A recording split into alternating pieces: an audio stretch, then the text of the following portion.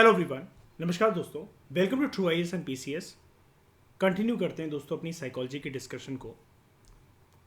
हमने previous lecture में बात करी थी इंडिविजुअल डिफरेंसेस के कॉन्सेप्ट के बारे में और उसके साथ ही सिचुएशनिज्म के कॉन्सेप्ट के बारे में।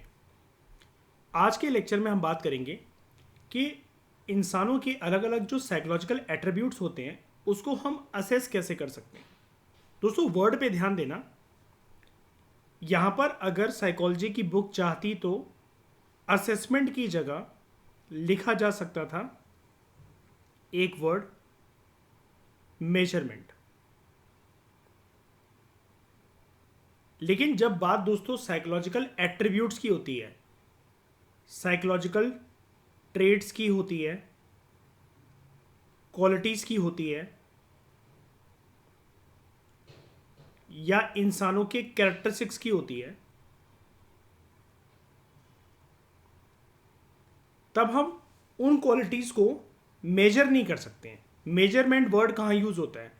मेजरमेंट वर्ड यूज़ होता है मैथमेटिक्स में। वहाँ पर हमेशा नंबर्स की बात होती है या फिर क्वांटिटी की बात होती है। बेसिक साइकोलॉजी की डिस्कशन में हम ये जानते हैं कि साइकोलॉजिकल एट्रीब्यूट जो भी होते हैं वो क्वांटिटेटिव, नंबर्स के एस्पेक्ट तो होते ही नहीं है। वो कैसे होते हैं? हमेशा क्वालिटेटिव एस्पेक्ट होते हैं। वो क्वांटिटेटिव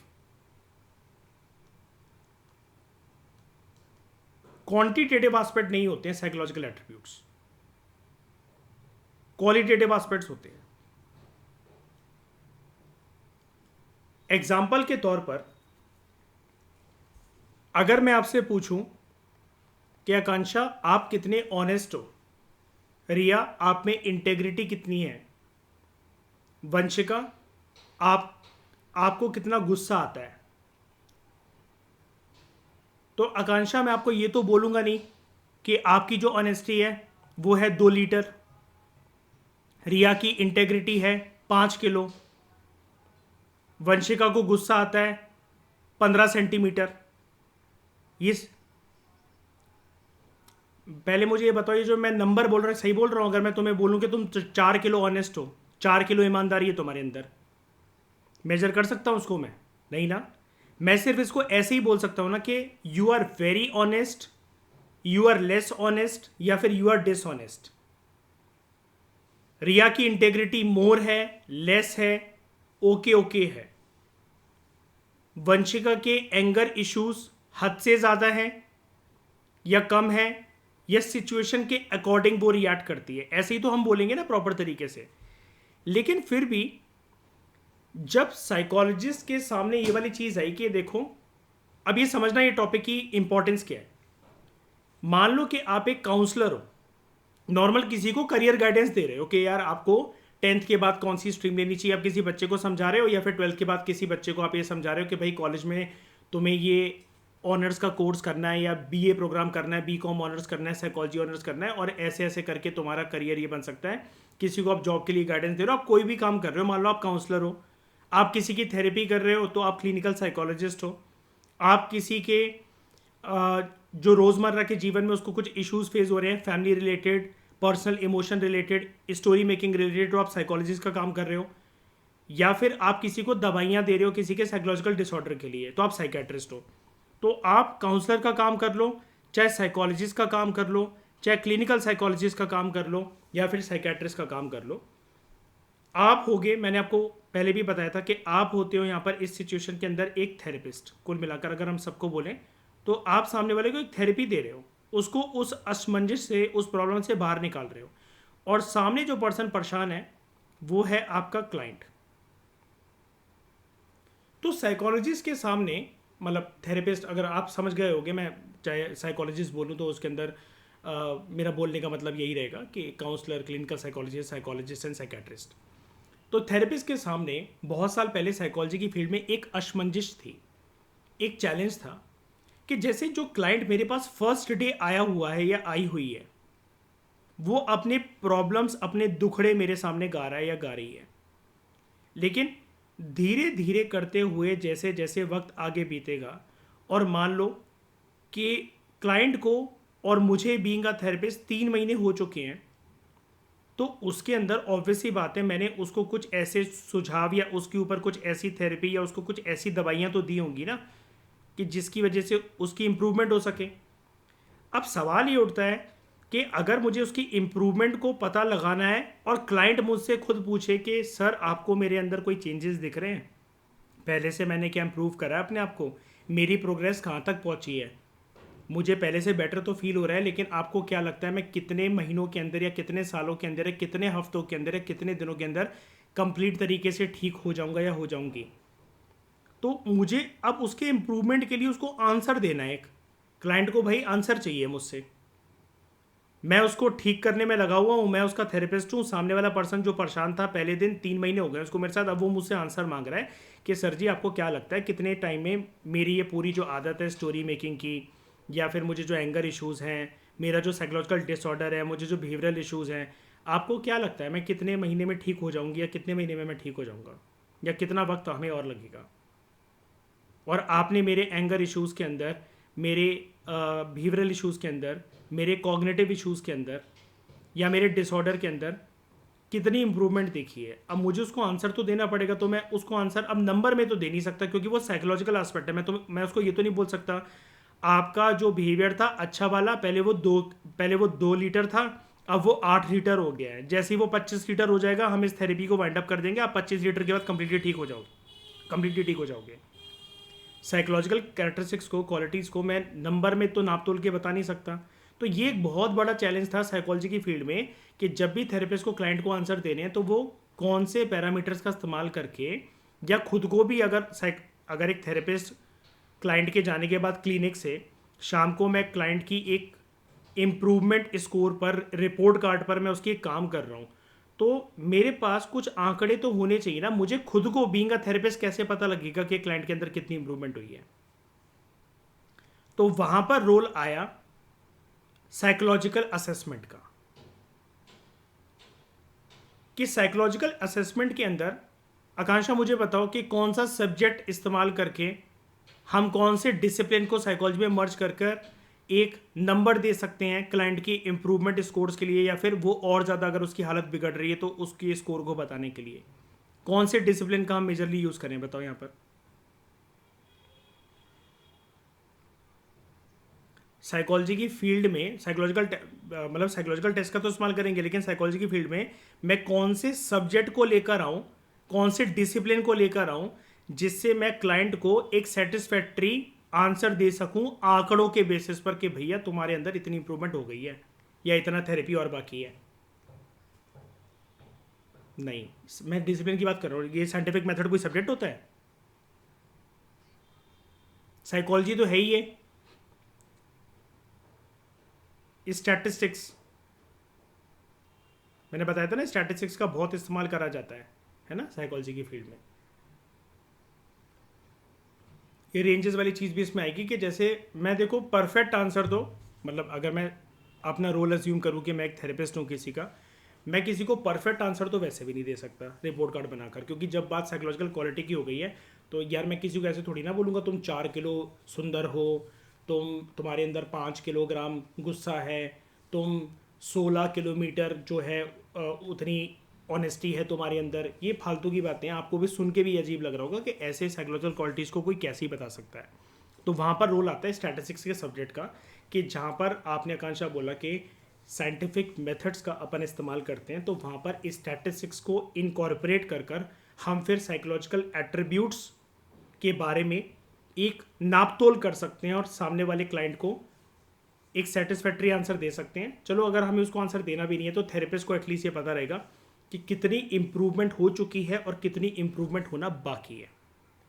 तो ना चाहते हुए भी, क्योंकि आंकड़ों का इस्तेमाल कभी कभार करना पड़ सकता है साइकोलॉजी की फील्ड में, इसलिए इस स्टैटिस्टिक्स के सब्जेक्ट को साइकोलॉजी के अंदर इनकॉर्पोरेट करा गया था।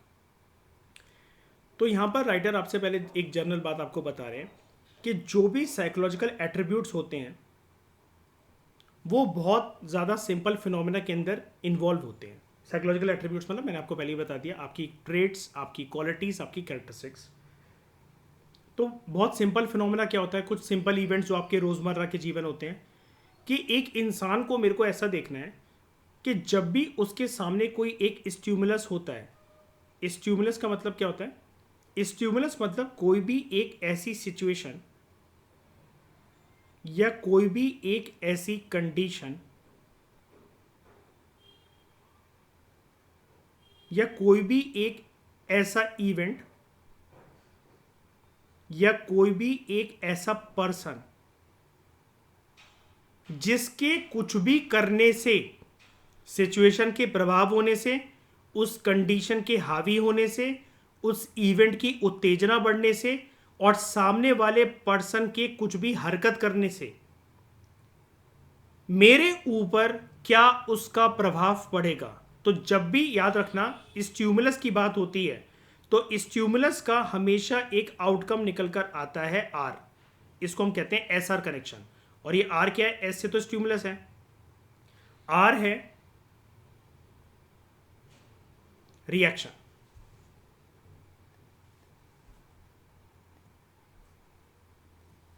आर है रिएक्शन, यानी कि हर एक प्रोवोकिंग इवेंट का, अगर वो इवेंट प्रोवोकिंग ना भी हो, आपके अंदर किसी प्रकार की कोई चुल, वो इवेंट, वो पर्सन, वो सिचुएशन ना भी मचा रही हो, तब भी आपका एक रिएक्शन निकल कर आता ही आता है, मोस्टली आता है। अब वो अच्छा भी हो सकता है, बुरा भी हो सकता है। तो अगर हमें लोगों की साइकोलॉजिकल एट्रीब्यूट्स को जानना है तो एक बहुत बेसिक एग्जांपल की अगर हम बात करें कि पर्सन किसी भी स्टिमुलस के मौजूदगी में उसको कितना वक्त लगता है उस स्टिमुलस के सामने रिएक्ट करने में। अब इसका एक एग्जांपल क्या होगा, आपको कोई सुनाया जा रहा है बिना आपकी गलतियों के, आप उसको सहन करे जा रहे हो। एक टाइम ऐसा आता है, किसी किसी इंसान में सहन शक्ति बहुत होती है कि सामने वाला सुना रहा है लेकिन अपने आप को हम समझा रहे हैं कि बेटा तू सुना ले, कोई बात नहीं है, कोई इशू नहीं है, मैं अपना गुस्सा तो जैसे फालतू इंसान के ऊपर व्यर्थ नहीं करने वाला, मेरा गुस्सा भी बहुत कीमती है। अब वहीं पर कुछ लोग होते हैं, उनको फटने में टाइम नहीं लगता, उनको चिढ़ने में, उनकी शक्लें बनने में टाइम नहीं लगता, उनको 3-4 आप ऐसी बातें बोल दो, मतलब जब तक वो मजाक कर रहे हैं तब तक वो मजाक है, आपने उनके ऊपर मजाक कर दिया तो वो 2 मिनट में वो इंसान हैवान, या फिर अगर कोई लड़की हो तो वो चुड़ैल बनने में टाइम नहीं लगाती है। तो स्टिमुलस के सामने आपका रिएक्शन कितना होगा और कितनी देर आपको लगेगी, ये भी एक साइकोलॉजिकल एट्रीब्यूट है। कैसे है, psychological attribute person to person vary करते हैं, हमने पढ़ा था, क्योंकि हर किसी की पर्सनैलिटी अलग है। तो यहाँ पर जो रिएक्शन टाइम है, या फिर किसी को कोई बात कितनी बुरी लग रही है, या फिर कोई किसी की बातों को कितना लाइटली ले रहा है, ये पर्सन टू पर्सन वेरी करता है। तो यहाँ पर हम यानी कि रिएक्शन टाइम को अगर देखें तो हर एक इंडिविजुअल का रिएक्शन टाइम किसी भी स्टिमुलस के सामने, स्टिमुलस होगा तभी तो रिएक्शन निकलेगा, तो वो रिएक्शन कितने वक्त में निकल रहा है, किसमें कितनी सहन शक्ति है किसी की बातों को एब्जॉर्ब करने की, किसी सिचुएशन के सामने रिएक्ट करने की। कुछ लोग अपने आप को ये बोलकर समझा लेते हैं, वो सेटिस्फाई रहते हैं कि भैया जो चीज़ हमारे कंट्रोल में नहीं है हम उसके बारे में टेंशन नहीं लेंगे। और कुछ लोगों को हर बात पे रिएक्ट करना पड़ता है क्योंकि उनके दिमाग के अंदर हर टाइम पर एक महाभारत चल रही होती है, वो खुद इम्बैलेंस्ड होते हैं, तो अपनी कमियों का जो ईगो और जो फ्रस्ट्रेशन होता है वो दूसरों पे निकालते हैं। और कभी कभार अगर हमें कुछ साइकोलॉजिकल एट्रीब्यूट्स को कुछ ग्लोबल कॉन्सेप्ट्स के दायरे में देखना हो तो ये ग्लोबल कॉन्सेप्ट्स क्या होते हैं, ग्लोबल कॉन्सेप्ट मतलब ये दुनिया में सबके साथ जो होता है उसको हम ग्लोबल कॉन्सेप्ट कहते हैं। मतलब वो वाले साइकोलॉजिकल एट्रीब्यूट्स एंड क्वालिटीज़ जो दुनिया में आप किसी भी कंट्री में, किसी भी कॉन्टिनेंट में, किसी भी गली मोहल्ले में चले जाओ आपको वो क्वालिटीज सब में दिखेंगी। फॉर एग्जाम्पल हैप्पीनेस, कि कोई पर्सन को अगर आपने कोई अच्छी बात बोली, उसकी कोई तारीफ करी, उसको अपने सपोर्ट दिया, उसको किसी के दुख से बाहर निकाला, तो वहाँ पर वो पर्सन को आप हैप्पी फील करवा सकते हो। या फिर एक पर्सन खुद से भी स्टोरी मेकिंग करके किसी अच्छी अच्छी बातों को, अच्छी अच्छी यादों को, अच्छे अच्छे ख्यालों को बुनकर भी वो पर्सन हैप्पी फील कर सकता है या कर सकती है। तो ये ग्लोबल कॉन्सेप्ट्स होते हैं। अब यहाँ पर इंडिविजुअल्स वेरी करते हैं। अब ठीक है, हमें ये तो समझ में आ गया कि साइकोलॉजिकल एट्रीब्यूट्स कुछ बहुत पर्सनल भी होते हैं, जैसे स्टिमुलस के सामने रिएक्शन क्या होगा, और कुछ कुछ ग्लोबल भी होते हैं, जैसे हैप्पीनेस, खुशी, दुख, anger issues, frustration, guilt, anxiety, mood swings, ये ग्लोबल कॉन्सेप्ट्स हैं कुछ। दिक्कत ये है कि हम इनको काउंट कैसे करें।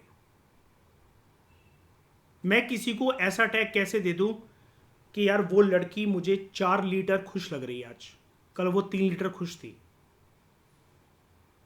और अगर उसके सामने ये बेस्ट टू बेस्ट चीज़ हो गई अगर जैसा वो चाह रही है तो वो 16 किलो खुश हो जाएगी। तो एक नंबर देना डिफिकल्टी है साइकोलॉजी की फील्ड में, क्योंकि हम बात कर रहे हैं यहाँ पर साइकोलॉजिकल क्वालिटीज़ की, और एक नंबर को स्पेसिफाई करना भी डिफिकल्टी है कि मतलब मैं काउंट कैसे करूं सामने वाले की पर्सन की हैप्पीनेस को, मैं उसके रिएक्शन टाइम को कि कितने टाइम में अब वो फटने वाली है या वो फटने वाला है, उसको गुस्सा होने वाला है, या उसकी सहन शक्ति कितनी है, मैं इस चीज़ को काउंट कैसे करूं और उसके नंबर के बेसिस पर मैं आंकड़े कैसे दूं। लेकिन करना तो है साइकोलॉजिस्ट को, क्योंकि यहाँ पर बात है थेरेपिस्ट और क्लाइंट की, और क्लाइंट जो है पहले दिन जब भी आता है तो उसको कुछ ना कुछ या तो साइकोलॉजिकल डिसऑर्डर है, या बिहेवियरल इश्यूज है, या एंगर इश्यूज है, या कुछ ना कुछ उसको दिक्कत है, मतलब वो स्टेट ऑफ इम्बैलेंस में है। मुझे उसको स्टेट ऑफ इम्बैलेंस से इक्विलिब्रियम की कंडीशन में लेकर आना है। उसके अंदर जो आंधी तूफान, जो महाभारत मची हुई है, उसको मेरे को शांत करना है बीइंग अ थेरेपिस्ट, क्योंकि ये मेरा कर्तव्य है। तो ये जो साइकोलॉजिकल एट्रीब्यूट्स हैं, इनको असेस करने के लिए साइकोलॉजी की फील्ड में एक टेक्निक आती है जिसको हम बोलते हैं असेसमेंट, या फिर आप इसको बोल सकते हो, आप इसको असेसमेंट बोल लो, या फिर इसका जो पूरा नाम होता है वो होता है साइकोलॉजिकल असेसमेंट। तो ये पहला स्टेप होता है कि जिससे आप किसी भी पर्सन की साइकोलॉजिकल एट्रीब्यूट को समझ सकते हो। अब मुझे एक बात बताना ज़रा, असेसमेंट जो है, क्या वो कोई आकांक्षा नॉर्मल पर्सन कर सकता है अगर वो साइकोलॉजिस्ट ना हो तो, है ना? ये नंबर्स को देना, ये बताना कि सामने वाला कितना सैड है, हैप्पी है, एंगर इश्यूज कितनी है, कोई नॉर्मल पर्सन तो कर नहीं सकता है, और नॉर्मल साइकोलॉजिस्ट भी नहीं कर सकता है। भले ही कोई साइकोलॉजिस्ट हो, लेकिन वो नॉर्मली इसको कैरी आउट नहीं कर सकते। तो हमें इसके लिए ट्रेंड साइकोलॉजिस्ट की रिक्वायरमेंट होती है। तो सबसे पहले समझते हैं कि असेसमेंट होता क्या है, क्या मतलब होता है असेसमेंट का, ये जिसको हम कहते हैं साइकोलॉजिकल असेसमेंट। मैंने आपको क्या बोला था, इस टॉपिक में राइटर चाहता तो मेजरमेंट वर्ड का यूज कर सकता था, लेकिन कैसे ना कैसे करके हमें साइकोलॉजिकल क्वालिटीज को मेजर तो करना ही है। तो असेसमेंट साइकोलॉजिकल एट्रीब्यूट्स का एक मेजरमेंट का तरीका है। असेसमेंट साइकोलॉजिकल एट्रीब्यूट्स के अंदर, या साइकोलॉजिकल एट्रीब्यूट्स के लिए एक मेजरमेंट का तरीका है जिससे हम इंडिविजुअल्स को इवैल्यूएट कर पाते हैं। और हम इसमें करते क्या हैं, हम इस प्रोसेस में मल्टीपल मेथड्स का यूज़ करते हैं। कुछ स्टैंडर्ड्स, कुछ पैरामीटर्स का इस्तेमाल करते हुए कुछ स्टैंडर्ड्स का, दोस्तों यहाँ पर ये मतलब है कि कुछ बातों का ध्यान रखते हुए, ताकि हम इंडिविजुअल टू इंडिविजुअल कंपैरिजन कर सकें। कि अगर हम किसी पर्सन को बोल रहे हैं कि ये पर्सन हैप्पी है, तो ये जो हैप्पीनेस का ये जो पैरामीटर होता है, ये भी तो अलग अलग वेरी करता है कि किसी में हैप्पीनेस बहुत ज़्यादा हाई है, किसी में कम है, और किसी में क्या है कि हाँ ठीक है, वो उसका चेहरा बस मेरे को एक स्माइलिंग फेस की तरह दिख रहा है। हैप्पीनेस का भी तो अलग अलग दायरा होता है। तो अगर मुझे एक हैप्पीनेस की रेंज को मेजर करना है, being a psychologist, being a therapist, तो मुझे कुछ साइकोलॉजिकल एट्रीब्यूट्स को मेजर करने के लिए कुछ मेथड्स का यूज़ करना पड़ेगा, कुछ बातों का ध्यान रखते हुए, जिससे मैं इंडिविजुअल टू इंडिविजुअल के बीच में कंपैरिजन कर सकूं कि हैप्पीनेस की भी रेंज कैसे वेरी करती है, एंगर की भी रेंज कैसे वेरी करती है, पर्सन स्टिमुलस के सामने जो रिएक्ट करता है, जो एसर कनेक्शन है, वो भी कैसे वेरी करते हैं। अब कोई भी जो साइकोलॉजिकल एट्रीब्यूट होता है, वो एक पर्सन के अंदर एग्जिस्ट कर रहा है या नहीं कर रहा है, उसकी एग्जिस्टेंस को तभी साइकोलॉजी की फील्ड तभी एक्सेप्ट करेगी। कोई भी जो साइकोलॉजिकल एट्रीब्यूट है दोस्तों, समझना इस बात को, जैसे frustration, anger, happiness, sadness, anxiety, mood swings, ये सारे साइकोलॉजिकल क्वालिटीज होती हैं इंडिविजुअल की। तो वो एक पर्सन के अंदर उसकी एग्जिस्टेंस को तभी एक्सेप्ट करा जाएगा साइकोलॉजी की फील्ड में अगर उसको मेजर करा जा सके यूजिंग साइंटिफिक प्रोसीजर्स। अगर साइंटिफिक प्रोसीजर्स का इस्तेमाल करते हुए वो चीज़ मेजर नहीं हो पा रही है तो फिर वो साइकोलॉजिकल एट्रीब्यूट का पार्ट नहीं होती है साइकोलॉजी की फील्ड में। और वैसे आपको एक बात बता दूं, ऐसे कोई भी इमोशंस या ऐसी कोई भी चीज़ नहीं है जो साइकोलॉजी में मेजर नहीं करी जा सकती है। हाँ, ये सुनने में आपको थोड़ा सा अजीबोगरीब लगेगा कि सर अभी तो आप बोल रहे थे कि आंकड़ों में नंबर नहीं दिए जा सकते हैं। वो हम जानते हैं दोस्तों, क्योंकि हम लेमैन पर्सन है, हम साइकोलॉजिस्ट नहीं है, हम ये साइंटिफिक प्रोसीजर्स को नहीं जानते। लेकिन जब अगर आप साइकोलॉजी की फील्ड में डेप्थ में जाओगे और साइकोलॉजिस्ट के पर्सपेक्टिव से ये सब चीज़ें स्टडी करने की कोशिश करोगे, अगर आप एक ट्रेंड साइकोलॉजिस्ट हो, ट्रेंड साइकेट्रिस्ट हो, क्लिनिकल साइकोलॉजिस्ट हो, काउंसलर हो, तो आपको समझ में आएगा कि येस, हम दूसरों के साइकोलॉजिकल क्वालिटीज़ को भी आंकड़ों में नापतोल कर सकते हैं।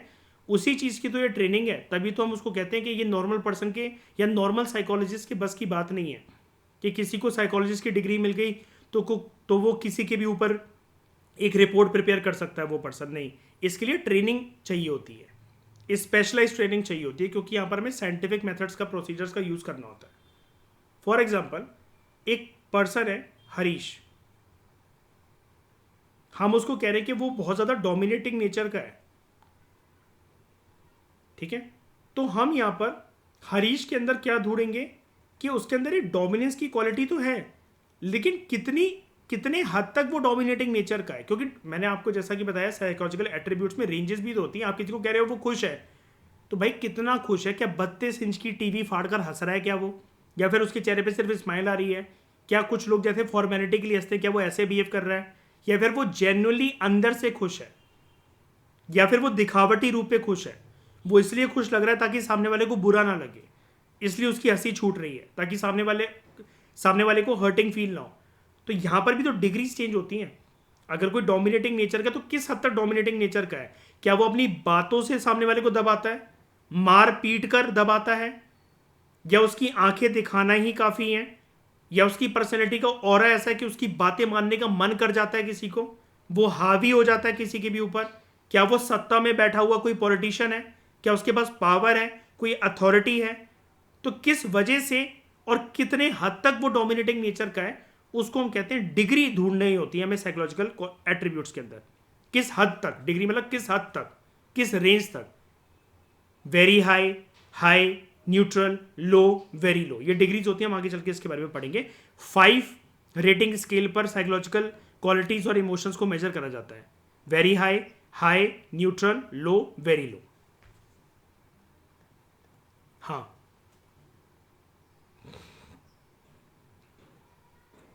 हर दिन इसलिए चेंज होती हैं क्योंकि आप इस कॉन्सेप्ट को मत भूलना, आपको पता है, आपने प्रीवियस लेक्चर में मेरे साथ बहुत अच्छे से पढ़ा है इसको, सिचुएशनिज्म की वजह से हर दिन तो क्या, हर पल चेंज हो सकती है। यार अच्छा भला कोई मान लो इंसान पार्टी में बैठा हुआ है, ठीक है, शादी में बैठा हुआ है, आप उस शादी में गए आकांक्षा, और आप जस्ट खाना खाने बैठे ही हो, और वहां पर आपने ये सुना कि ऐसी अफरा तफरी मच गई शादी में कि किसी अंकल को हार्ट अटैक आ गया। तो आप जितने इच्छा से अपनी थाली में खाना लेकर आए थे, आप उतनी इच्छा से खा पाओगे अगर आपके अंदर थोड़ी बहुत भी सिंपैथी है, एम्पैथी है? बताओ। भीड़ भड़क्का मचा हुआ है, किसी अंकल को हार्ट अटैक वहां पर आ गया, सारे लोग वहां पर भीड़ भड़क्का लगाकर बैठे हुए हैं, तो आप ये कहोगे कि यार मेरे लिए 2 गुलाब जामुन ला दो?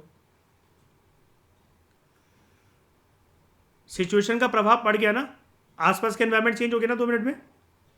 ये चीज होती है। अब कुछ लोग होते हैं उनको फर्क नहीं पड़ता, मतलब मेरे जैसा पर्सन हो सकता है शायद से ये सोचे कि अपने कौन से अंकल हैं, छोड़ो यार गुलाब जामुन खाते हैं। ऐसा हूं नहीं दोस्तों, ऐसा मैं एक एग्जांपल दे रहा हूं, है ना। वो कभी कभार मन के अंदर का रहमान टकैत जाग जाता है। तो ये जो स्टेटमेंट है, अगर हम हरीश को टैग दे रहे हैं कि डोमिनेटिंग नेचर का है हरीश, तो ये जो स्टेटमेंट है, it is based on our own assessment of dominance in him.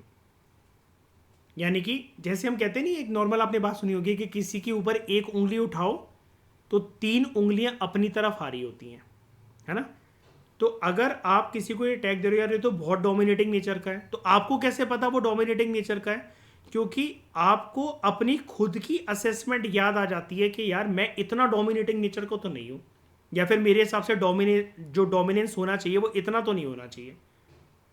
अगर हम खिलखिलाकर हंसते हैं, अगर हमारे अंदर बहुत ज़्यादा किसी भी बात को लेकर हमारी 32 इंच की टीवी बाहर निकल आती है, 32 दांत दिखते हैं हमारे खिलखिलाते हुए हंसते हुए, और सामने वाला अगर कम हंस रहा होगा तो हम ये कहेंगे यार ये कैसे हंसता है, फॉर्मेलिटी के बेसिस पर हंस रहा है, खुलकर हंसा करो भाई।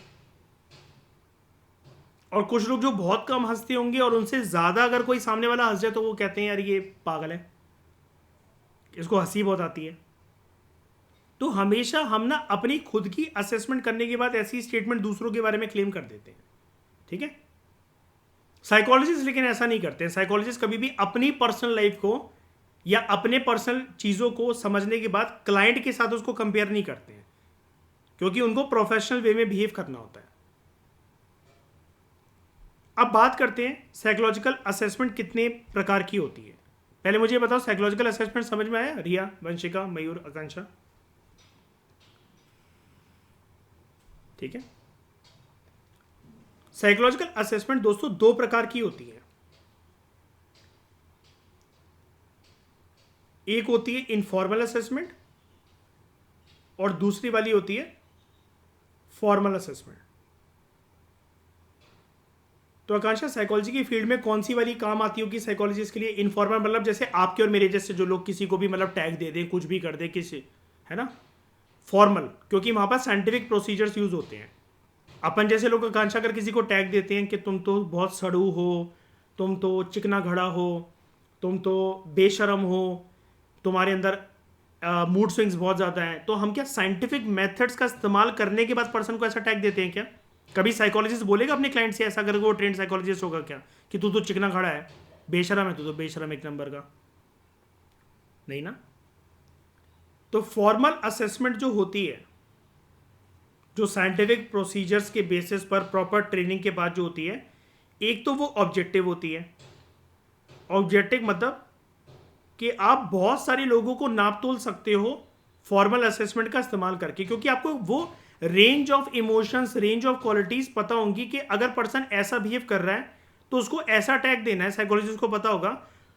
तो वो बहुत सारे लोगों को सेम इमोशंस के बेसिस पर ऐसा ऐसा टैग या ऐसे ऐसे, अगर किसी पर्सन ने साइकोलॉजिकल क्वालिटीज अपनी दिखाई, साइकोलॉजिकल एट्रीब्यूट्स दिखाए, तो ऑब्जेक्टिव तरीके से एक ट्रेंड साइकोलॉजिस्ट या ट्रेंड थेरेपिस्ट उसको डील कर सकता है, क्लाइंट को, एक को नहीं बहुत सारे क्लाइंट्स को।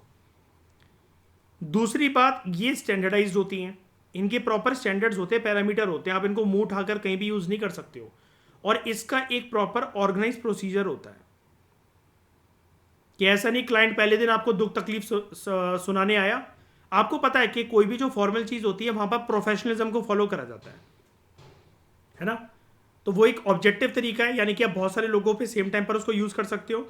आपको प्रॉपर उसका एक स्टैंडर्डाइज फॉर्मेट पता होना चाहिए, स्टेप बाय स्टेप आपको उसको फॉलो करना है, और वो एक सिस्टमैटिक और एक ऑर्गेनाइज प्रोसीजर होता है। पहले दिन अगर किसी के पास, किसी साइकोलॉजिस्ट के पास कोई क्लाइंट आया, वो अपनी दुख तकलीफ सुना रहा है, तो साइकोलॉजिस्ट उसको ऐसा नहीं बोलेगा तू यार फालतू की बातें सोच रहा है, ऐसा कुछ नहीं होता, तुम्हारी सोच ही गलत है। ये नॉर्मल पर्सन किसी को समझाते हुए बोल सकता है, लेकिन आपको पहले सामने वाले को डे बाय डे, अगर आप ट्रेंड साइकोलॉजिस्ट हो, ट्रेंड थेरेपिस्ट हो, तो आपको day by day, step by step उसको असेस करना होता है, फिर जाकर उसको बतानी होती है उसकी गलतियां, या कहाँ कहाँ पर वो फॉल्टर कर रहा है, या फिर कहाँ कहाँ पर उसके बिहेवियर के अंदर इश्यूज हैं। पहले दिन ही थोड़ी ना आप उसको टैग दे दोगे। क्यों नहीं दे दोगे?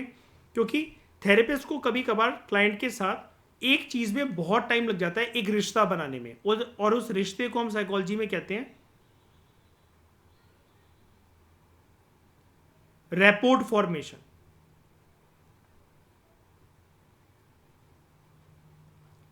दोस्तों रैपोर्ट फॉर्मेशन एक ऐसा एनवायरमेंटल कंडीशंस होती हैं, एक ऐसा एटमॉस्फेयर और एक ऐसे ऑरा को कहा जाता है जहां पर क्लाइंट अगर अभी तक कुछ बातें थेरेपिस्ट से छुपा रहा था या छुपा रही थी, तो अब वो थेरेपिस्ट के ऊपर इतना भरोसा करने लग जाएं, इतना ट्रस्ट करने लग जाएं कि क्लाइंट की जो बातें थी अब उसको ट्रस्ट हो गया कि थेरेपिस्ट मेरी बातों को रिवील नहीं करेगा, मैंने उसके साथ बदतमीजी भी दिखाई, उनसे बातें छुपाई भी, झूठ भी बोली, लेकिन यार ये पर्सन दूसरे पर्सन की तरह नहीं है।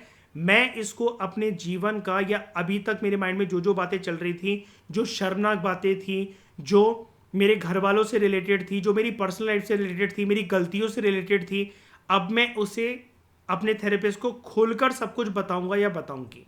और जब इस प्रकार का रिश्ता, ये क्या है, ये एक प्रकार से क्या है, ये एक तरीके से ट्रस्टिंग एटमॉस्फेयर ही तो है। जब इस प्रकार का ट्रस्टिंग एटमॉस्फेयर डेवलप हो जाता है क्लाइंट और थेरेपिस्ट के बीच में, उस ट्रस्टिंग एटमॉस्फेयर को हम कहते हैं रैपोर्ट फॉर्मेशन।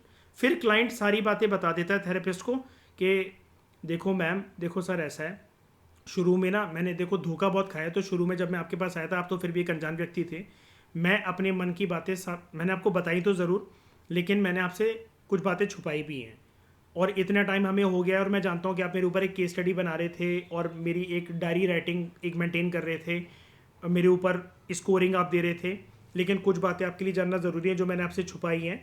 लेकिन आज मुझे ऐसा फील हो रहा है कि मैं आपको ट्रस्ट करके सब कुछ बता सकता हूँ या बता सकती हूँ। तो जिस दिन क्लाइंट के मन से ये वाली भावना निकलती है, तो वहाँ पर थेरेपिस्ट और क्लाइंट के बीच में जो ट्रस्टिंग एटमॉस्फेयर का जो रिश्ता डेवलप होता है, उसको हम कहते हैं साइकोलॉजी में रैपोर्ट फॉर्मेशन।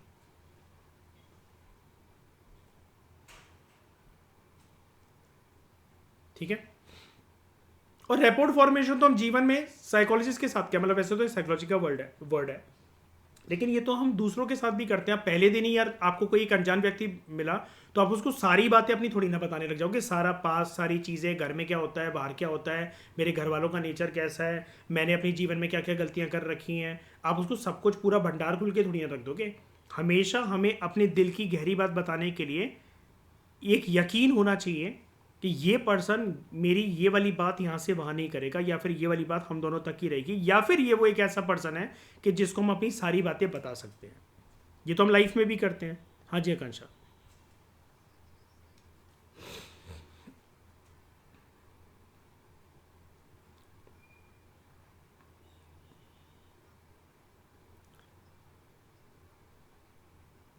ऐसा ऐसा ऐसा पर आपको लगता है आप ऐसा कितने बार करते होगे बताओ ज़रा। आप अपना फेसबुक इंस्टॉल करके, स्नैपचैट इंस्टॉल करके, इंस्टाग्राम इंस्टॉल करके, रैंडमली किसको मैसेज करके अपना पूरा पूरा आपने ये चिट्ठा खोला हुआ है अपने जीवन का। हमारा हमारा दिमाग, नहीं नहीं, आप जो ये चीज़ कह रहे हो ना, ये इंसान की बेवकूफ़ी होती है कि आप अनजान व्यक्ति को अपना सारा सब कुछ वो बता रहे हो। देखो, बात यहाँ पर सिर्फ डर की नहीं है, लेकिन ना इंसान की एक ये फितरत होती है कि इंसान जिसके साथ एक रैपोर्ट फॉर्मेशन का रिश्ता डेवलप करता है, वैसे तो मैं देखो मैंने आपको काफ़ी बार बता दिया कि ये वाला जो वर्ड है ये थेरेपिस्ट और क्लाइंट के बीच में यूज़ होता है, साइकोलॉजी की फील्ड में यूज़ होता है, लेकिन पर्सनल लाइफ में भी तो हम इस चीज़ को देखते हैं। एटलीस्ट आकांक्षा, दो लोगों के बीच में कम से कम मिनिमम नंबर ऑफ इंटरेक्शन तो हो चुका हो, किसी ना किसी, कोई आवाज़ तो सुनी हो किसी की, या फिर उससे मिले हो, या बातें कर कर उसके साथ एक अपनापन फील हो रहा हो, तभी तो हम जाके उसको बातें वो बताएंगे। एक मतलब मिनिमम नंबर ऑफ आवर्स या मिनट्स स्पेंड करने के बाद ही तो हमें सामने वाले को थोड़ा सा समझने का मौका मिलेगा। और एक और बात बता दूं मैं कांशा, आप जो ये कह रहे हो ना कि अगर यहाँ पर सेंस ऑफ सिक्योरिटी और वो बहुत ज़्यादा है कि रैंडम पर्सन, वो तो किसी को जानता ही नहीं है, वो किसी को क्या ही बताएगा। अगर उसके थ्रू अगर आपने धोखा खा लिया कि यार मैंने तो उसको गलत देखा था, इसने तो पता नहीं कहाँ कहाँ पर ये बातें बता दी हैं, या फिर मेरे को बदनाम कर दिया है, और ये वाली बातें घुमा फिरा कर मेरे तक ही वो पहुँच रही हैं, तो आपकी दूसरी बार कभी हिम्मत ही नहीं होगी जीवन में किसी अनजान व्यक्ति को ऐसे बात बताने की, उस पर ट्रस्ट करने की। आपके हौसले टूट जाएंगे। ट्रस्ट के साथ सबसे ज़्यादा दोस्तों यही तो दिक्कत है, ट्रस्ट एक इंसान का इतना गहरा इमोशन होता है कि जीवन में उसको तोड़े कोई और भुगतता कोई और है। कहने का मतलब क्या है, आपने किसी के ऊपर अपनी लाइफ में पूरी इन्वेस्टमेंट कर रखी थी, पूरा उसके ऊपर ट्रस्ट कर रखा था, कोई भी हो सकता है, वो माता पिता, भाई बहन, हस्बैंड बॉयफ्रेंड, कोई भी हो सकता है जिसको आप जीवन में सबसे अच्छा इंसान मान रहे हो। आपके रिश्तेदार वो हो सकते हैं, आपकी कज़न बहन, कज़न भाई, कोई भी हो सकता है वो। लेकिन आपने जीवन में एक टाइम पे किसी के ऊपर बहुत ज़्यादा इमोशनल इन्वेस्टमेंट करी थी। अब इमोशनल इन्वेस्टमेंट हमेशा ऐसा नहीं होता कि प्यार मोहब्बत लवी डवी नेचर का, वो कोई भी हो सकता है, सेम सेक्स पर्सन भी हो सकता है, अपोजिट सेक्स पर्सन भी हो सकता है, छोटी उम्र का भी हो सकता है, बड़ी उम्र का भी हो सकता है, कोई भी हो सकता है, बाहर घर वाला, बाहर वाला रिश्तेदार, कोई भी, कॉलेज की फ्रेंड, स्कूल का फ्रेंड। आपने लेकिन जीवन में किसी के ऊपर एक बहुत ज़्यादा इमोशनल इन्वेस्टमेंट कर रखी थी, और आपका पूरा रूटीन सुबह से लेकर उठने तक सब कुछ सामने वाले को पता होता था और उसका आपको पता होता था, लेकिन उसने आपका ट्रस्ट तोड़ा। तो जब कोई नया पर्सन उसके बाद आपके जीवन में आएगा तो आपको ट्रस्ट बिल्ड करने में टाइम लगता है, और यह भी हो सकता है कि कभी भी ना हो पाए उतना ट्रस्ट। इंसान सबसे ज्यादा चीज इसी चीज से तो डरता है कि ट्रस्ट ना टूट जाए मेरा। हमारे जीवन में जब भी हमें कोई प्यारा लगता है, मुझसे क्या पूछते हैं, या मुझे छोड़ के जाओगे तो नहीं? हमेशा हमारे बीच में ऐसी इंटरेक्शन होता रहेगा ना। ये क्या है, हमारे मन क्यों करता है ऐसी बातें पूछने का? क्योंकि हमें अपना ट्रस्ट तोड़वाने से सबसे ज्यादा डर लगता है। मौत से भी ज्यादा डर अगर किसी इंसान को लगता है ना इमोशनली, तो वो ट्रस्ट फैक्टर से लगता है। क्योंकि इंसान को ये लगता है कि भाई मैंने अपनी पूरी तिजोरी खोल के तुम्हारे सामने रख दी है, और तुम इसको जैसे मर्जी यूटिलाइज करना चाहो, मेरे इमोशंस का पिटारा तुम्हारे सामने है। अब तुम चाहे इसको बर्बाद कर दो या इसको आबाद कर दो, मैंने अपने आप को पूरी तरीके से तुम्हारे ऊपर निशावर कर दिया इमोशनली।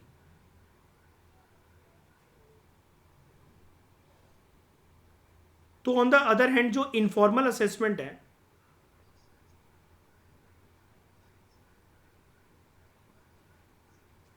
क्या पेशेंस लेवल को होल्ड कर लेते हैं? तुम कुछ ज्यादा ही सेंटी हो रही हो, किसी की याद आ रही है क्या तुम्हें? अच्छा, क्या जो लोग अपने पेशेंस लेवल को,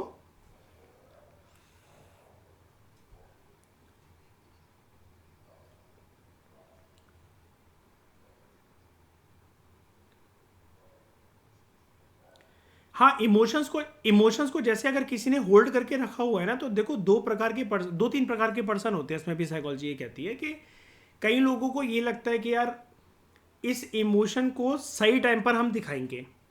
कई लोगों को ये लगता है कि अभी वो, मतलब वही वाली बात है घुमा फिरा के, कि राइट टाइम पर अभी ये वक्त नहीं आया है। अब कई लोगों को ये भी लगता है कि अगर हमने इमोशंस अपने पूरी पूरी तरीके से दिखा दिए अभी, तो कहीं हम खुद भी डिस्ट्रैक्ट ना हो जाए, या सामने वाला डिस्ट्रैक्ट ना हो जाए, या फिर सामने वाले तक कोई गलत मैसेज ना पहुंच जाए। आप इसका अगर रियलिस्टिक एग्जांपल देखना चाहते हो, तो कभी भी आप रियलिस्टिक लाइफ में ऐसा देखो, इंसान को लगाव और अटैचमेंट होने में तो एक सेकंड भी नहीं लगता किसी से, जब समझ में आ जाता कि यार ये वाला पर्सन मेरे लिए बना और मैं इसके लिए बनाऊं। लेकिन ये वाली बात उस तक पहुंचाने के लिए आपको बहुत हिम्मत चाहिए होती है। आप गुंडे हो, आतंकवादी हो, कमिश्नर हो, डीएसपी हो, एसडीएम हो, आप जीवन में कुछ भी हो, लेकिन ये वाला इमोशन सामने वाले तक पहुंचाने के लिए आपका दिल धड़कता है। आपके पास बहुत बार शब्द नहीं होते हैं, क्योंकि आपको ये लगता है कि मेरी एक गलती या एक मेरा गलत मैसेज सामने वाले तक पहुंच गया तो कहीं भाई ये मेरे जीवन से कट ना ले। तो यहां पर जो पेशेंस होल्ड करने वाली बात आकांक्षा आप कर रहे हो ना, वो जीवन के बहुत सारे लम्हों के अंदर इंसान करता है। यहाँ पर तो चलो, मतलब मैं एक नॉर्मल सी बात है कि रिलेशनशिप और उसकी अटैचमेंट की बात मैं कर रहा था, लेकिन वो बहुत सारी जगह पर आपको पेशेंस रखना पड़ता है। जब आपका गोल बहुत ज़्यादा बड़ा होता है, तो वहाँ पर भी पेशेंस लेवल काम आता है। कि बहुत बार आपकी इमोशनल अटैचमेंट, इन्वेस्टमेंट जिस पर्सन के ऊपर होती है, बहुत बार आपको उन इमोशंस को रोकना पड़ता है, होल्ड करना पड़ता है कि नहीं, अभी पहले ये वाली चीज़ फुलफिल होगी, तब जाकर हम दोनों का साथ आगे चलकर बनेगा। उसके लिए, उस फ्यूचर के लिए आज ये इन्वेस्टमेंट हो रही है। वरना बहते हुए इमोशंस तो ऐसे होते हैं कि इंसान कभी लाइफ में प्रोडक्टिव हो ही ना सके।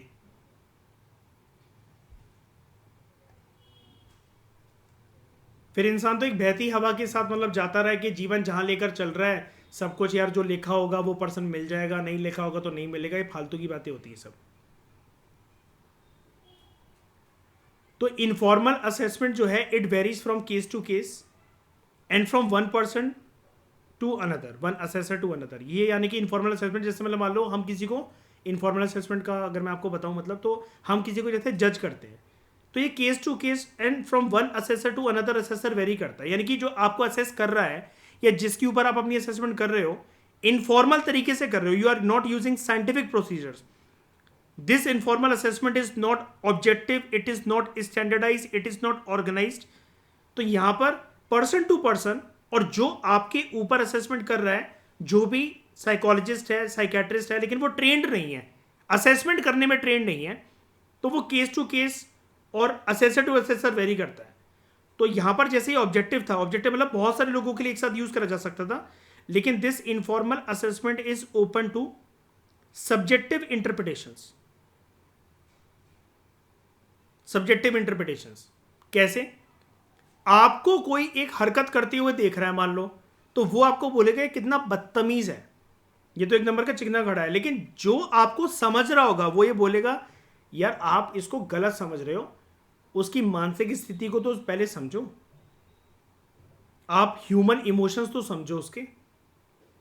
तो यहां पर क्या है कि एक पर्सन सेम सिचुएशन में सामने वाले को एक गलत नजरिए से देख रहा है, वहीं पर सिचुएशन सेम है, पर्सन सेम है, लेकिन कोई और अगर उसको ऑब्जर्व कर रहा है तो वही कह रहा है कि भाई तुम्हें गलत लग रहा होगा ये पर्सन, तुम्हें गलत लग रही होगी ये पर्सन, मेरे हिसाब से तो ये हीरा है, ये बेस्ट है। उसको अगर कोई दुख तकलीफ अगर हो रही है तो भाई I respect her emotions, I respect his emotions. तुम्हें टैग देने की आदत है, मुझे उसको समझने की आदत है। तो साइकोलॉजिस्ट जो होते हैं they are trained in making which kind of assessment? Formal assessment. किस चीज के लिए? साइकोलॉजिकल एट्रीब्यूट्स को जज करने के लिए। रिया, वंशिका, मयूर, आकांक्षा, थोड़ा सा दिमाग खुला इस टॉपिक को सुनकर समझकर कि कैसे होती है असेसमेंट, समझ में आया?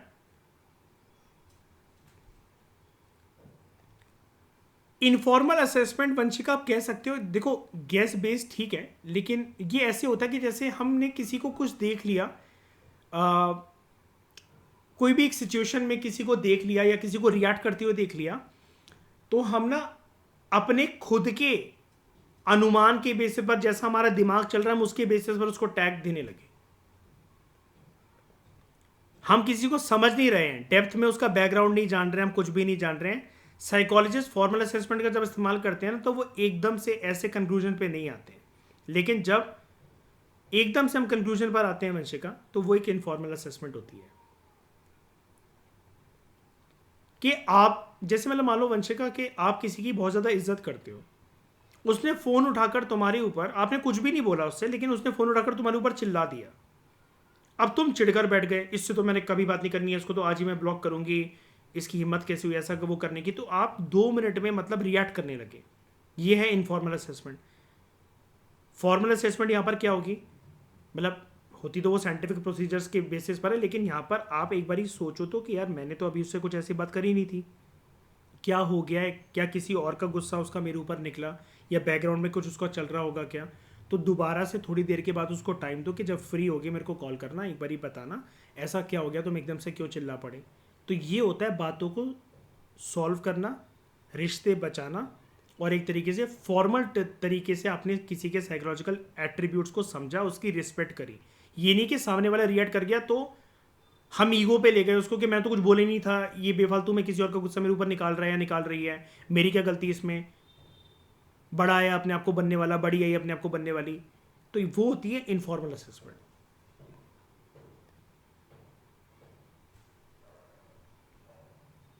क्या हो गया वंशिका? इंस्टेंट रिएक्शन, हाँ, बिना सोचे समझे, बिना जांच पड़ताल करे। आपको पता है एक अभी मैं आगे चलकर आपको एक चीज बताऊंगा,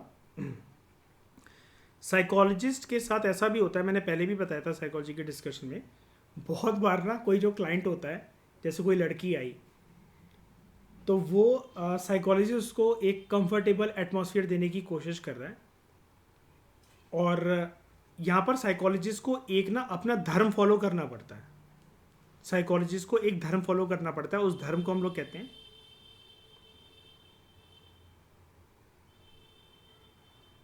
अनकंडीशनल पॉजिटिव रिगार्ड। ये वाली चीज आप एथिक्स में भी इस्तेमाल कर सकते हो। साइकोलॉजिस्ट बीमार नहीं है, क्लाइंट जो आया है वो दिमागी रूप से बीमार है। अनकंडीशनल पॉजिटिव रिगार्ड में क्या होता है, जो साइकोलॉजिस्ट होता है उसको कभी कभार क्लाइंट से थप्पड़ खाने पड़ते हैं, गाली सहनी पड़ती है, उसके मुंह पे हो सकता है कि थूका भी जाए, उसको कोई चीज उठाकर सर फोड़ दिया जाए उसका। क्योंकि क्लाइंट यहाँ पर सिर्फ ऐसे क्लाइंट नहीं होते हैं कि वो इमोशनली वीक है या फिर वो किसी चीज़ से सफ़र कर रहे हैं, कुछ उनके साथ ऐसा हो रहा है, कभी कभार वो साइकोलॉजिकल डिसऑर्डर वाले पेशेंट्स भी तो होते हैं।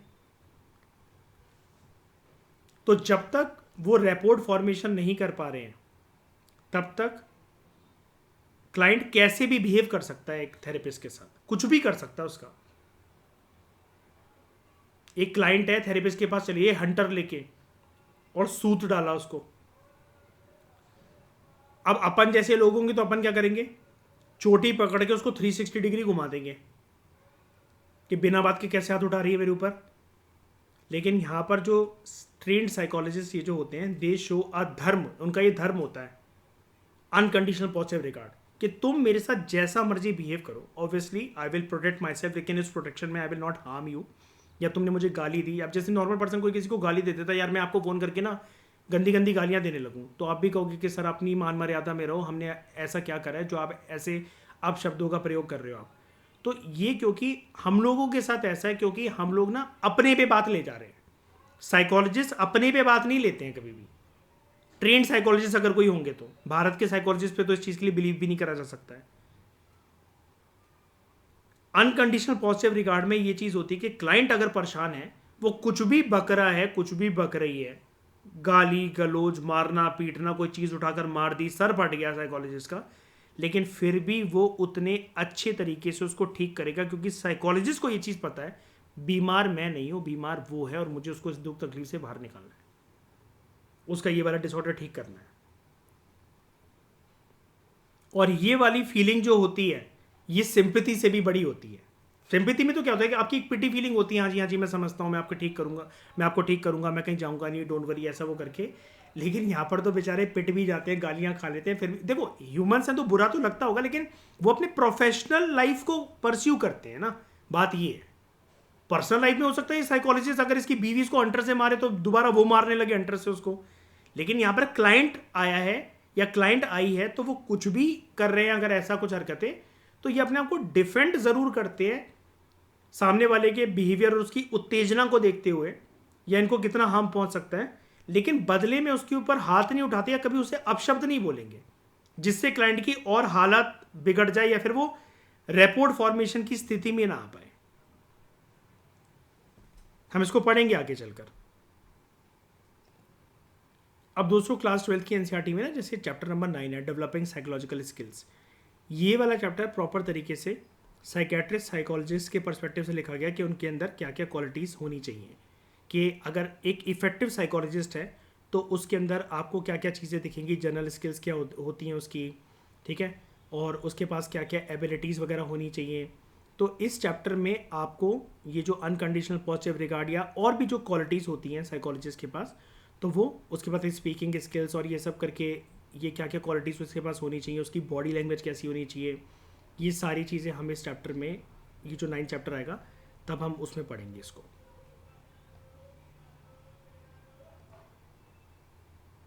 तो कांश आप जो कह रहे हो ना कि ऐसे तो साइकोलॉजिस्ट क्लाइंट की सारी डिमांड पूरी करते होंगे, लेकिन वो डिमांड जो होती है साइकोलॉजिस्ट साइकोलॉजी के साथ खेलना जानता है ना क्लाइंट की, तो उसको पता होता है कि कौन सी डिमांड को फुलफिल करना है, कौन सी नहीं करना है। अब ये थोड़ी ना कि क्लाइंट बोल रहा है कि भाई शराब पिला दो और वो ऑलरेडी कॉग्निटिव इशू से जूझ रहा है, तो उसको उस दिक्कत से बाहर निकालना है हमें।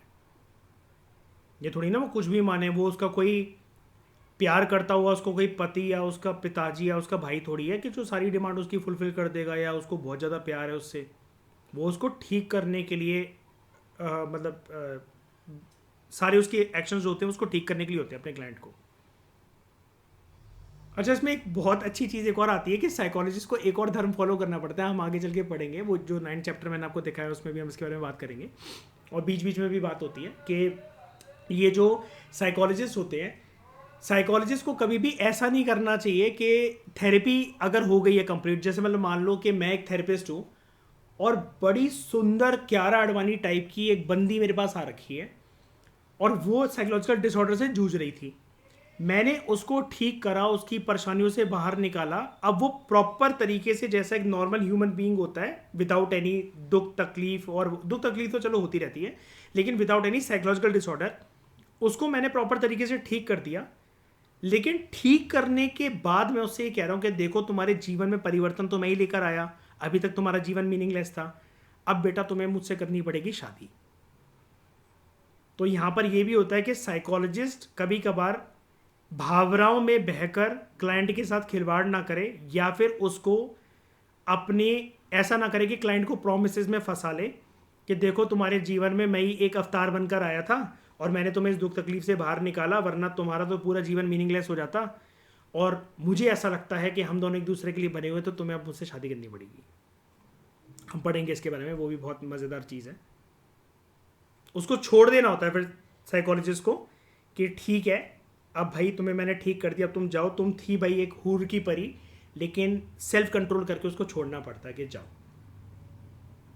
और ये भी होता है कि ऐसा नहीं होता कि जैसे एक साइकोडायनेमिक थेरेपी होती है, उसके अंदर ना आपको क्लाइंट को सोफे पे लेटाना होता है, उसको सुलाना होता है, प्यारा सा गाना बजाकर, पियानो बजाकर या कहीं पर भी। जैसे ही वो सोता है आपको उसको डिस्टर्ब नहीं करना होता है, सोकर जैसे ही उठता है या उठती है वो, तो उसके बाद उसको एक डायरी एक पेन देना होता है कि जो भी सपना देखा है इसको लिखो, ताकि उसके अनकॉन्शियस माइंड को जाना जाए। तो ऐसा नहीं कि उसको दवाई खिलाकर सुला दिया फिर बाद में उसका शोषण करने लगे। ये सारे कुछ साइकेट्रिस्ट के, साइकोलॉजिस्ट के, थेरेपिस्ट के एथिक्स होते हैं कि नहीं उसको भाई देखा कि यार ये तो क्यारा अडवाणी की तरह एक अल्ट्रा हॉट फिगर है, कूद ही पड़े उसके ऊपर, नोच खाया उसको। तो साइकोलॉजिस्ट को अपनी मान मर्यादा का ख्याल रखना पड़ता है।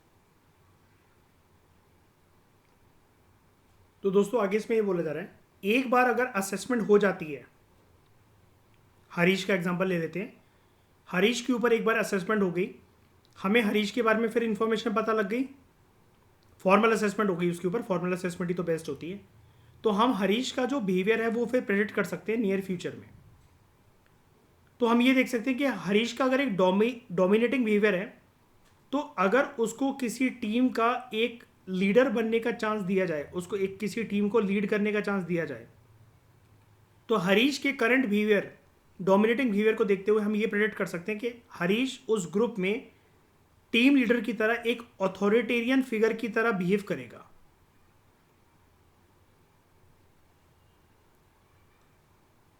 अगर जो प्रेडिक्टेड कॉन्सिक्वेंस है, मतलब जिस कॉन्सिक्वेंस को, जिस आउटकम को प्रेडिक्ट कर रहे हैं वो ऐसा नहीं है जिसको हम चाहते हैं, तो फिर हम हरीश के बिहेवियर को चेंज करेंगे, उसमें इंटरफेरेंस दिखाएंगे, उसमें इंटरवीन करेंगे। हरीश का करंट बिहेवियर डोमिनेटिंग है और हम ये चाह रहे हैं कि वो किसी टीम का लीडर बन जाए, तो हमें पता है कि वो एक अथॉरिटेरियन लीडर की तरह बिहेव करेगा, वो किसी की नहीं चलने देगा, अपनी अपनी चलाएगा। और हम नहीं चाहते कि उससे उसी की चले, उसके इस बिहेवियर को चेंज करना है। तब जाके उसके बिहेवियर के अंदर ये जो डोमिनेटिंग टेंडेंसी है इसको हमें थोड़ा सा लाइट करना पड़ेगा या उसको कंप्लीटली रिप्लेस करना पड़ेगा, चेंज करना पड़ेगा। अब यहां पर बात किसकी, बिहेवियर की। तो यहां पर जो थेरेपी इस्तेमाल होगी वो होगी बिहेवियर थेरेपी। और ऐसे साइकोलॉजिस्ट जो बिहेवियर थेरेपी का इस्तेमाल करते हैं उनको हम बिहेवियरिस्ट कहते हैं। बिहेवियरिस्ट जो कॉग्निटिव साइकोलॉजी का इस्तेमाल करते हैं उनको हम कॉग्निटिविस्ट कहते हैं। जो ह्यूमनिस्टिक एग्जिस्टेंशियल मॉडल का इस्तेमाल करते हैं उनको हम ह्यूमनिस्ट या एग्जिस्टेंशियलिस्ट कहते हैं। जो साइकोडायनेमिक थेरेपी का इस्तेमाल करते हैं उनको हम साइकोडायनेमिस्ट कहते हैं। तो ये जो एट्रीब्यूट हमने चूज कर रखा है, कौन सा एट्रीब्यूट चूज कर रखा था हमने हरीश का, डोमिनेटिंग बिहेवियर, इसके ऊपर असेसमेंट होगी कि इसको हमें चेंज करना है, लाइट करना, मतलब थोड़ा सा लाइटर बनाना है इसको हरीश के अंदर, या कंप्लीट तरीके से रिप्लेस करना है। और साइकोलॉजिस्ट ऐसे ही किसी एक एट्रीब्यूट को जो पर्सन के लाइफ के अंदर, उसके बिहेवियर के अंदर सबसे बड़ी जो खराबी है उसको आइडेंटिफाई करके उसको टारगेट करते हुए फिर चेंज करने की कोशिश करते हैं। तो इसके लिए वो बिहेवियर पता भी तो होना चाहिए कि ये जो पर्सन है इसने अपने रिश्ते खराब कर दिए, आज बात इसके डाइवोर्स के ऊपर आ गई है, आज इसके लाइफ में जो भी इसको प्यार करने वाले जो पर्सन थे सारे इसने खो दिए अपने रवैये की वजह से। तो इसके पूरे बिहेवियर, रेंज ऑफ बिहेवियर्स के अंदर कौन सा ऐसा बिहेवियर है जो कि सबसे ज्यादा लोगों को परेशान करता है, जिसकी वजह से सारे लोग इसके जीवन से बाहर हो गए। तो उसके लिए असेसमेंट तो करनी पड़ेगी ना। यहां पर आता है असेसमेंट का रोल कि आपको किसी पर्सन को अगर ठीक करना है बीइंग अ थेरेपिस्ट, तो पहले आपको उसके अंदर वो परेशानी, वो बीमारी तो पता होनी चाहिए, तभी तो आप दवाई दोगे उसको। यहां पर मैं दवाई देने की बात मतलब साइकेट्रिस्ट के पर्सपेक्टिव से नहीं बता रहा हूं, मतलब मैं एक सॉल्यूशन ओरिएंटेड अप्रोच बता रहा हूं। तो यहां पर असेसमेंट का रोल आता है। तो फॉर एग्जाम्पल, दूसरा एग्जाम्पल पकड़ते हैं। अगर कोई वीक स्टूडेंट है और हम ये चाहते हैं कि वो एग्जामिनेशन में अच्छा परफॉर्म करें, तो हम उस स्टूडेंट के इंटेलेक्चुअल स्ट्रेंथ और वीकनेस को असेस करेंगे। अगर एक पर्सन फेल कर जाता है कि वो अपने फैमिली या नेबर्स के साथ एडजस्ट नहीं कर पाता या कर नहीं पाती अच्छी तरीके से, तो हम ये जानेंगे कि उसके पर्सनैलिटी कैरेक्टरिस्टिक्स में कौन से कंपोनेंट्स को हमें चेंज करना है, ये लोगों को ये वाला पर्सन पसंद क्यों नहीं आता। अब कई लोग होते हैं जैसे उनकी कुछ कुछ क्वालिटीज अच्छी होती है, ऐसा नहीं कि सोसाइटी के अकॉर्डिंग या फैमिली के अकॉर्डिंग हमेशा हमें अपने आप को चेंज करना है, लेकिन कभी कभार कुछ पर्सन्स के अंदर कुछ ऐसी दिक्कतें होती हैं कि पर्सन अपने बिहेवियर को, अपने साइकोलॉजिकल एट्रीब्यूट्स को जस्टिफाई करते रहते हैं कि यार मैं तो ठीक हूँ, बताओ मेरी क्या गलती हो, गया गलती।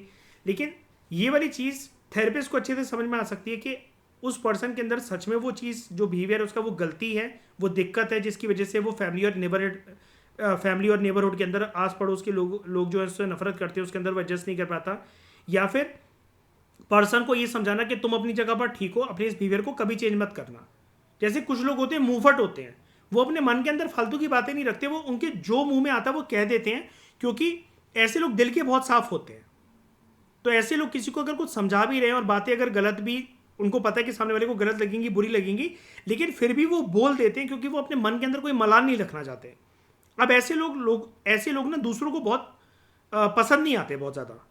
लेकिन क्या ऐसे लोगों को अपना बिहेवियर खो देना चाहिए? क्या मन के अंदर बातें वो दबा कर रखे रहें? उनको किसी बिहेवियर से कुछ नफरत हो रही है, कुछ दिक्कत हो रही है, तो वो मन में बात ना रखकर झूठी तरीके से उससे बिहेव करे। नहीं, यहाँ पर ऐसे पर्सन को चाहे भले ही रिश्ते नाते सारे खत्म हो जाए, लेकिन अपने इस बिहेवियर को नहीं छोड़ना चाहिए, क्योंकि एटलीस्ट वो पर्सन अपना कैथारसिस तो कर रहा है या कर रही है ना। कैथारसिस का मतलब होता है अपने इमोशंस को वेंट आउट करना, अपने मन के अंदर कोई मलाल नहीं रखना। मैं किसी से कुछ बोलना चाहता हूं, लेकिन मैं वो इसलिए नहीं बोल रहा ताकि सामने वाले पर्सन को बुरा लग जाए, फिर मुझे उसके सामने फेक तरीके से बिहेव करना पड़े। तो यहां पर मेरी ओरिजिनल पर्सनैलिटी तो बात कर ही नहीं रही है ना उस पर्सन से, इसका मतलब फिर फायदा क्या है ऐसे रिश्ते का। और अगर मुझे पता है कि सामने वाले को जो मेरे मन के अंदर बात है, इसको समझाने के बाद इसको बुरा लगेगा थोड़े से दिन के लिए, थोड़ी सी देर के लिए, लेकिन इसमें उसका भी फायदा और मेरा भी फायदा है, उससे ये चीज बोलकर उससे हम दोनों के बीच में बॉन्डिंग बहुत स्ट्रांग है, तो मुझे डेफिनेटली वो वाली बात बोलनी चाहिए उससे, ताकि मेरी फेक पर्सनैलिटी मेरे ओरिजिनल पर्सनैलिटी के आगे एक नकाब की तरह काम ना करे वहां पर, क्योंकि आज नहीं तो कल रिश्ते खराब होते हैं। तो अगर कोई पर्सन पुअरली मोटिवेटेड पर्सन है, तो हम उसके इंटरेस्ट को, उसकी प्रेफरेंसेस को असेस करेंगे। तो कुल मिलाकर 100 बातों की एक बात, जो ये साइकोलॉजिकल असेसमेंट होती है, या जिसको हम सिर्फ असेसमेंट कहें, साइकोलॉजिकल असेसमेंट कहें, यहां पर हम सिस्टमैटिक तरीके से कुछ टेस्टिंग प्रोसीजर्स का, साइंटिफिक टेस्टिंग प्रोसीजर्स का इस्तेमाल करते हैं, ताकि हम लोगों की एबिलिटीज को इवेल्युएट कर सकें, लोगों के बिहेवियर को इवेल्युएट कर सकें, और उनकी जो पर्सनल क्वालिटीज है उनको असेस कर सकें, इवेल्युएट कर सकें, जिससे हम पर्सन को, उसके बिहेवियर को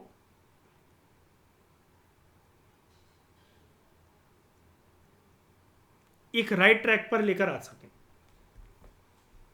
तो ये था आपका पूरा topic, meaning and concept of psychological assessment and what are the 2 types of assessment, formal and informal. इस डिस्कशन में दोस्तों फिलहाल इतना ही। Thank you very much for discussion.